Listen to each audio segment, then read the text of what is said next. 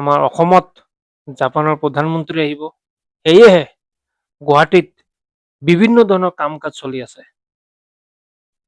গুৱাহাটীত চাফ চাফাই হৈ আছে, গছৰ পুলি ৰুই আছে, এটা সৌন্দৰ্য আনিব লাগে আৰু স্মাৰ্ট চিটি বনাব লাগে। বহুত ভাল কথা, গুৱাহাটীটো চাফ চাফাই হ'ব, এটা স্মাৰ্ট চিটি হ'ব, বহুত ভাল কথা। কিন্তু শুনা পাইছো এতিয়া ভিকাৰী মুক্ত কৰিব গুৱাহাটী। এতিয়া আগতে যিসকল ভিকাৰীয়ে ভিক্ষা কৰিছে, এতিয়া আৰু গুৱাহাটীত ভিক্ষা কৰিব নোৱাৰিব।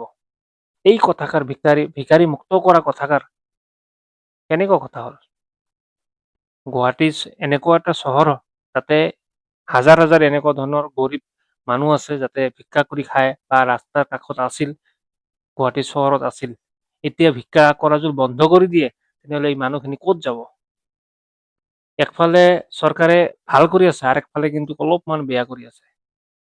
বহুত দোকান ৰাস্তাৰ কাষত যিবিলাক দোকান পাহাৰ, এইবিলাক বন্ধ কৰি দি আছে। জুবিন গাৰ্গৰ ছবি মুচি দিছিল আৰু ভিকাৰী মুক্ত কৰিব। কেনেকুৱা কথা হ'ল এইটো? গাইজ আপোনালোকে অলপমান কমেণ্ট কৰি জনাবচোন আপোনালোকৰ মতামত।